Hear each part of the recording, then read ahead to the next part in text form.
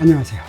차기호수와 그래비티 바이 제비 핫 멤버십 코스로 챕터 1 그래비테이셔널 피직스를 지난번에 이어서 두 번째 시간입니다. 지난번 시간에 이걸 두 번에 나누어 한다고 그랬는데 이거 준비하다 보니까 한 번 더 해야 될 것 같아요. 그래서 이번하고 한 번 더 챕터 1을 한 번 더 하겠습니다. 우리 지난 시간에 무슨 얘기 했습니까? 일반 상대성 이론이 중요한 현상인가 아닌가를 가르는 기준이 있었죠. 그게 바로 RC제곱분의 GM이었는데 이게 2분의 1이면 블랙홀, 그리고 이것보다 약간 작아야지 일반 상대성 이론이 중요하다고 그랬습니다. 거기에 몇 가지 성질들이, 몇 가지 그 대상들이 이렇게 있었어요.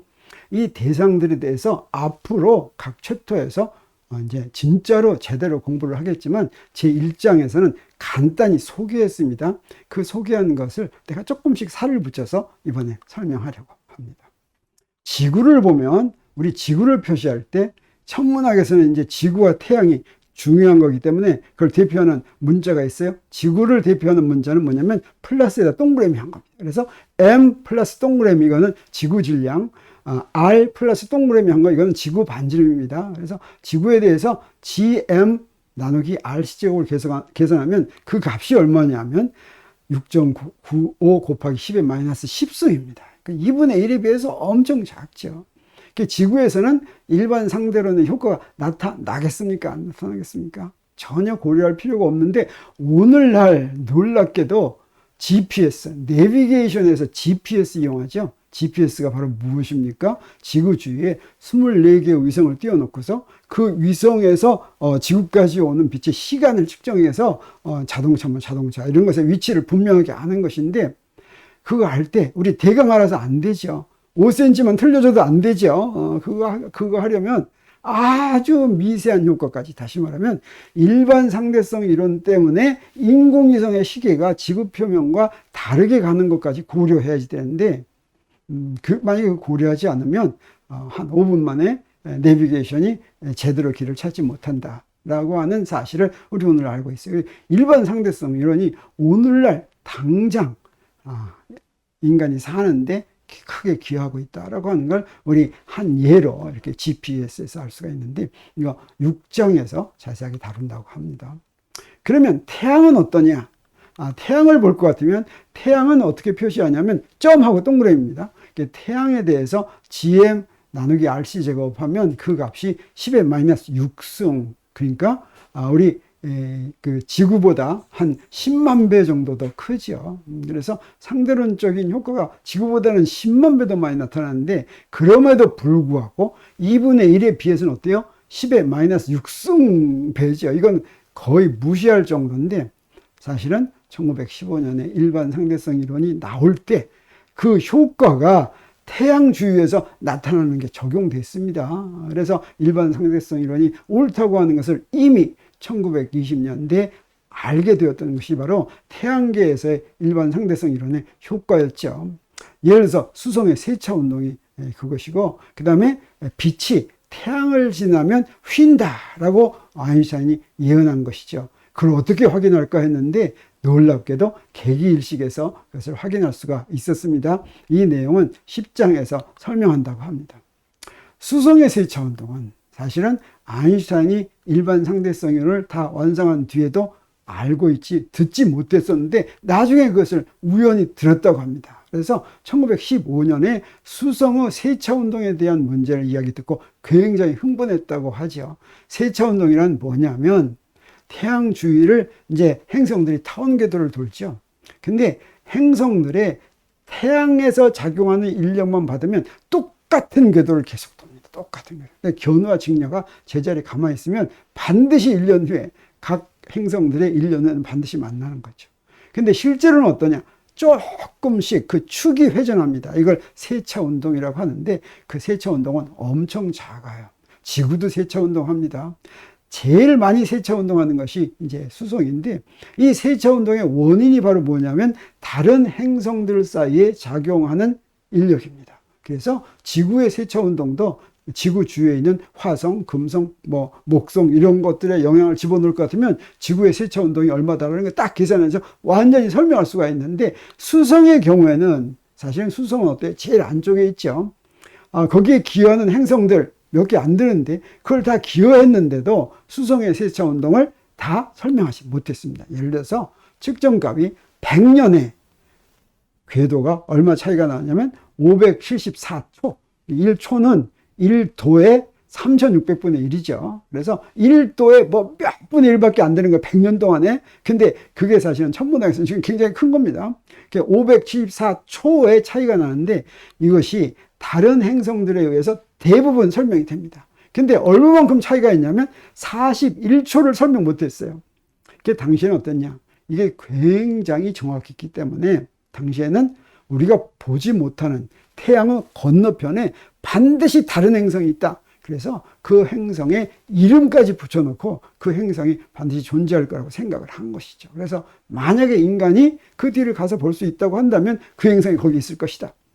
그런데 아인슈타인이 일반 상대성 이론에 의해서 태양 주위에 공간이 휜 그 효과를 계산했더니 바로 얼마냐면 일반 상대성 이론이 기여하는 것이 42.9초였습니다. 그래서 거의 대부분을 전부 다 하고 실험한 것과 얼마밖에 차이가 안 났냐면 1.2초밖에 차이가 안 났다고 하는 것이죠. 그래서 수성의 세차 운동이 바로 일반 상대성 이론이 옳다는 이제 증거가 됐습니다. 그리고 실제로 오늘날은 태양 뒤에 가서 볼 수 있죠. 다른 행성이 있겠습니까? 없겠습니까? 없죠. 그리고 또 하나가 뭐였냐면 이제 태양 주위를 오는 빛이 흉일 것이다 라고 예언했는데, 자, 이것을 조사하기 위해서 영국의 아서 에딩턴이라고 하는 천문학자가 실제로 갔는데, 여러분 잘 아는 것처럼 개기일식은 지구 전체에서 일어나지 않죠. 일식이 일어나더라도 개기일식은 지구의 어떤 한 부분에서만 일어납니다. 당시에 아프리카의 어떤 작은 섬에서 일어났어요. 그래서 그 섬까지 갔습니다. 1919년에. 그래서 여기 이제 개기일식 때 측정을 했는데 아인슈타인이 예언한 것과 똑같이 그렇게 별빛이 휜다고 하는 측정 결과가 나왔습니다. 이걸 타전했더니 런던 타임스에서 그걸 보도한 것이 전 세계적으로 굉장히 크게 알려지고, 그 전까지는 아인슈타인이 학자들 사이에서만 유명한 사람이었는데 이것을 계기로 일반 상대성 이론이 옳다고 하는 결정적인 증거가 나오면서 전 세계적으로 일반인에게도 완전히 대중적인 그런 과학자가 됐다고 하는 것이죠. 그리고 뉴턴의 중력이론, 일반 상대성 이론이 중력이론이라고 했죠. 뉴턴의 중력이론은 옳지 않고 아인슈타인의 중력이론이 옳다는 이제 분명한 증거가 됐던 것입니다. 그리고 일반 상대성 이론이 예언하는 가장 중요한 현상 중에 두 개가 바로 뭐냐면 블랙홀과 중력파인데, 이 두 개는 실제로 확인하기가 굉장히 어려운 것입니다. 블랙홀은 그 의미가 뭡니까? 거기서 아무것도 안 나옵니다. 그래서 관찰을 근본적으로 할 수가 없다라고 생각되는 것이죠. 중력파는 엄청 약한 것입니다. 그래서 또 관찰을 못하는 것입니다. 그런데 요 몇 년 사이에 이 두 개의 존재가 완전히 확인이 되었습니다. 실험으로. 자, 그래서 이 블랙홀과 중력파, 이 두 가지를 좀 설명하겠습니다. 근데 재미있는 것은 이 블랙홀이라고 하는 것은 뉴턴 역학으로도 설명할 수가 있는 것이에요. 여기에 질량이 m이고 반지름이 r인 별의 탈출 속도를 계산한다고 한다면, 그 탈출 속도란 여기서 던졌을 때 그 별의 중력권을 벗어나서 다시 돌아오지 않고 가버리는데, 이걸 바로 간단하게 중력에 대한, 만유인력에 대한 포텐셜 에너지를 집어넣은 역학적 에너지 보존 법칙으로 간단히 설명할 수가 있습니다. 이 역학적 에너지는 뭡니까? 2분의 mv 제곱이고, 그 다음에 만유인력 포텐셜 에너지는 뭡니까? gr분의 mn이죠. 근데 이게 어떻게 하냐면 무한대까지 가더라도 속도가 0이 안 되면, 그러니까 무한대에서 속도가 0이 되면 그런 속도가 바로 여기서 그렇게 하도록 던진다면 그 속도가 바로 이제 탈출 속도가 되겠어요. 그래서 무한대에서 0이 되면 운동 에너지가 0이죠. 그 다음에 포텐셜 에너지도 얼마가 되겠어요? 0이 되겠죠.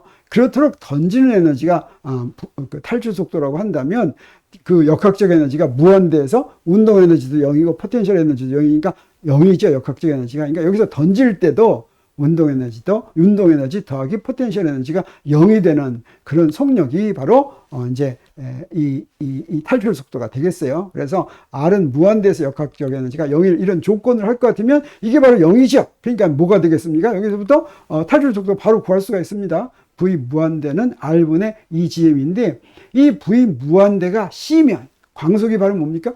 광속이 그보다 더 큰 속도는 있을 수가 없죠. 자, 그러면 이거 C가 되면 그보다 더 큰 속도는 있을 수가 없으니까 바로 이게 탈출 속도가 C가 되게 되는 거. 이게 바로 블랙홀이다. 그럼 이거는 어떤 놈으로도 그 바깥으로 나갈 수가 없다는 이런 얘기가 되죠. 이 조건이 바로 뭐냐면 C는 R분의 2GM인데 이게 바로 뭡니까?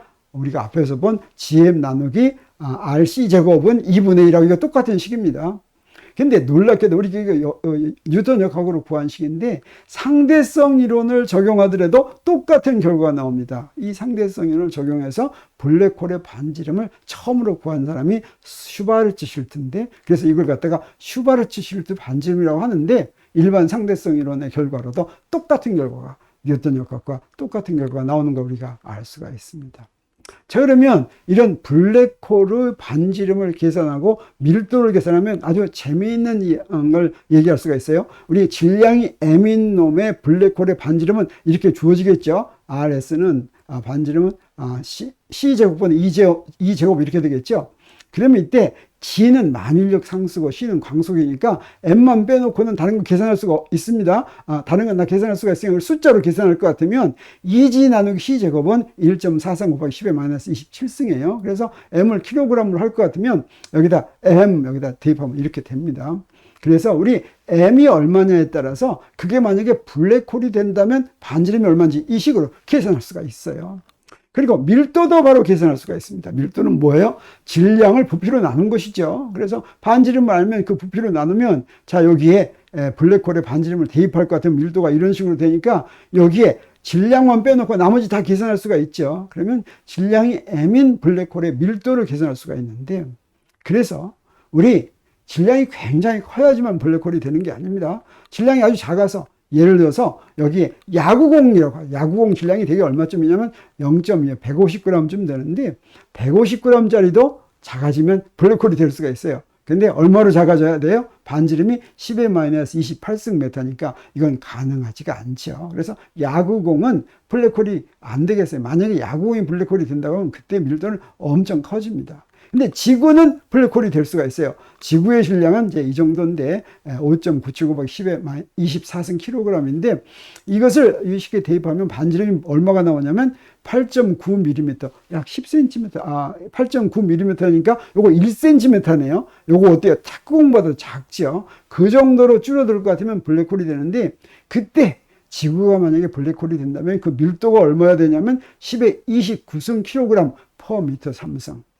물의 밀도는 10의 3승이죠. 그것에 비해서 엄청 큰 걸 할 수가 있어요. 근데 우리 은하 같은 게 이게 블랙홀이 된다고 하면 우리 은하의 질량은 얼마냐면 태양 질량이 약 3천억 개다라고 한다면 그 질량을 계산할 수가 있습니다. 그럼 반지름 계산할 수가 있는데 이 반지름으로 밀도를 계산했더니 어떻게 되냐? 우리 은하가 줄어들어서 블랙홀이 됐어요. 그러면 딱딱해서 못 들어가는 게 아니라 밀도가 10의 마이너스 7승 킬로그램 per 미터 3승이 되는 거 우리가 알 수가 있습니다. 이 얘기는 무슨 얘기입니까? 공기 밀도가 물의 밀도의 1000분의 1쯤 되는 거예요. 1.29kg per 미터 3승입니다. 공기 밀도에 비해서 어떻습니까? 내 100만 분의 1보다 1000만 분의 1밖에 안 된다라고 하는 거죠. 그래서 블랙홀이 우리 은하가 수축해가지고 블랙홀이 되면 거기에는 무슨 여기 막 질량이 있어서 못 돌아다니고 이러지는 않고 공기보다도 더 그 질량이 없다고 하는 걸 우리가 예상할 수가 있겠습니다. 블랙홀에는 빛이 빠져나오는 그런 반지름이 있는데 그걸 뭐라고 부르냐면 사건 지평선이라고 합니다. 그래서 바로 아까 우리가 구한 그 반지름 있죠. 그 반지름의 그 표면이 바로 사건 지평선이고 그 사건 지평선 바깥으로는 블랙홀에서 아무것도 못 나온다. 이런 블랙홀에 대해서는 12장과 15장에서 자세하게 설명한다고 합니다. 그래서 이때 블랙홀에서 바깥으로 나오면 어떻게 되냐? 그 빛이 파장이 무한히 길어져 가지고 바깥으로 나오지 못하는 그런 현상이 된다고 하는 것이죠. 그러면 보통의 별이 진화 과정에서 블랙홀이 될 수도 있는데 그 별의 원래 처음 질량이 얼마냐에 따라서 별의 운명이 결정이 됩니다. 자, 보통 별은 우리가 어떻게 알고 있습니까? 활동 중인 별, 그게 태양이죠. 태양은 중력에 의해서 쪼그라들지 않는 게 태양 정도 하면 질량이 굉장히 크죠. 그럼 이놈들한테 중력이 작용합니다. 안으로 중력이 작용하고 있어요. 그런데도 쭈그러들지 않는 이유는 바로 뭐냐면 열에 의한 내부 압력이죠. 그 열은 어떻게 해서 나옵니까? 그 안에서 우리 잘 알고 있듯이 핵융합이 계속 일어나고 있습니다. 핵융합이 일어나는데 바깥으로 열이 더 빠져나가죠. 이게 바로 평형을 이루는 거예요. 그래서 핵융합이 일어나면서 에너지가 지금 나오는 비율과 바깥으로 빠져나가는 비율이 발산되는 비율이 평형을 이루고 있습니다. 그런데 핵융합을 더 이상 하지 못하면, 다시 말하면 핵연료가 다 없어지면 그 다음에 핵융합 못하겠죠. 그럼 이제 쭈그러들겠죠. 자, 그런데 태양의 경우 이제 수소가 소진되면 어떻게 되냐? 일단 다 소진되면 한번 커집니다. 이걸 적색거성이라고 하고, 그 다음에 다시 쭈그러듭니다. 그래서 백색 외성이 되는데, 이 백색 외성이라는 건 뭐냐면 화이트 드워프라고 얘기하는 것인데, 이것도 이제 더 줄어들다. 여기서는 핵융합은 더 이상 일어나지 않아요. 근데 끝까지 줄어들지 못하고 평형을 이룹니다. 이때 무엇 때문에 평형을 이루냐면 그 안에 전자들이 있는데, 전자들이 우리 양자역학을 할 때 전자들은 페르미온이다. 페르미온은 같은 상태에서 동시에 두 개 이상 있을 수가 없다라고 하는 그 페르미온이기 때문에 더 이상 이게 줄일 수 없는 그런 압력이 존재하는데, 이 전자 압력 때문에 그 크기를 유지합니다. 이 크기를 유지하는 백색 외성이 되는데, 자, 이런 것들이 우리 주위에서 보는 많은 별들이 이런 백색 외성인데 안 보이니까, 이건 어두워서 안 보이니까 이 관찰이 잘 안 된다라고 얘기합니다. 자, 이렇게 백색 외성이 될 수 있는 건 원래 질량이 얼마냐면 1에서부터 1.25, 그 태양 질량은 1.25배, 태양 질량 정도가 딱 백색 외성이 되는 그런 질량입니다. 그것보다도 25% 더 큰 것까지도 백색 외성이 되는데, 그보다 더 질량이 더 크면 그러면 무엇이 되냐면 중성자별이 됩니다. 그래서 1.25배보다, 태양의 질량보다 1.25배보다 더 크고 3배 정도까지는 어떠냐? 그러면 이거는 전자 압력도 이제 이겨내고 더 수축합니다. 더 수축하면 어떻게 되냐? 전자들이 양성자에 다 흡수될 것 같으면 이게 중성자만으로 이루어진 별이 되는데, 이게 바로 중성자별이고, 중성자별은 반지름이 약 10km 정도인 그런 별이 됩니다. 이건 굉장히 작기 때문에 줄어들면서 어떠냐? 굉장히 빨리 회전해요. 그러니까 처음에 천천히 회전하더라도 크기가 작아지면 가운동량 보존 법칙에 의해서 굉장히 빨리 이제 이렇게 회전합니다. 그래서 중성자 압력과 중력이 평형을 이룬 그런 상태를 중성자별이라고 하는데, 그 자기장이 굉장히 빨리빨리 회전하고 자기장이 굉장히 빠르서 라디오파를 방출하는 그런 별이고, 이 별의, 중성자 별의 경우에는 GM 나누기 RC 제곱이 값이 어느 정도냐면 0.1 정도입니다. 그래서 이거는 상대론적으로 우리가 다뤄야 되는 것이 중성자 별부터다, 이렇게 이야기할 수가 있고, 24장에서 이제 자세하게 다룹니다. 그 다음에 어떠냐? 이제 그 질량이 태양의 3배보다 더 크면, 이러면 중성자 압력도 이겨가지고 더 이상 이제 막을 게 없습니다. 그럼 어떻게 되냐면 블랙홀로 수축한다고 하는 것이죠. 그래서 일반 상대성 이론이 블랙홀을 예언하는데, 그 간접 증거는 그동안에 많았는데 직접적인 관찰은 할 수가 없었습니다. 그러다가 어땠냐면 드디어 2019년에 블랙홀을 직접 관찰하는 사진이 발표됐습니다.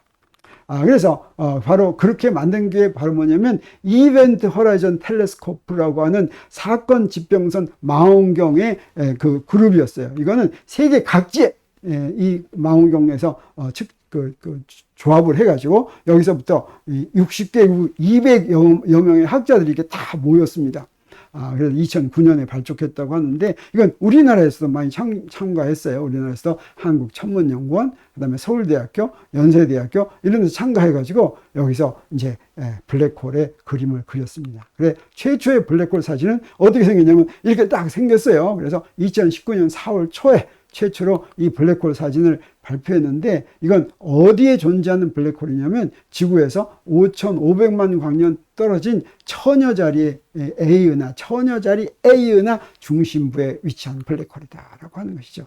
그래서 이 블랙홀의 질량은 태양 질량의 약 65억 배다, 이렇게 알려져 있습니다. 그리고 사건 지평선은 지름의 400억 킬로미터, 지름이 400억 킬로미터 정도라고 하는 것이죠.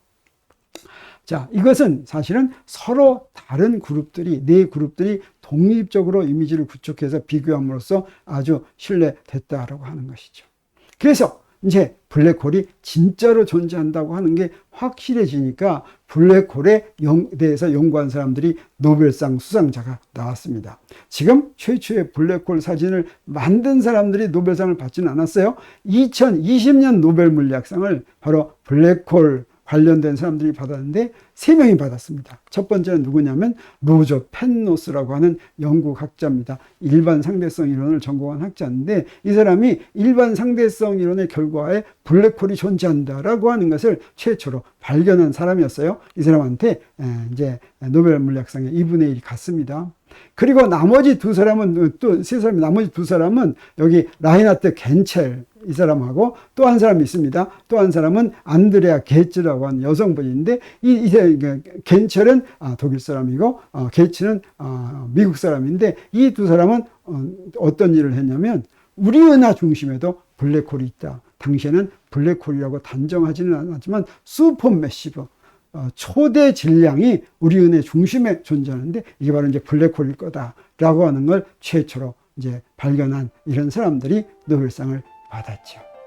자, 나머지 것들은 또 나머지 3번째 시간에 소개하도록 하겠습니다. 오늘은 이것으로 마칩니다.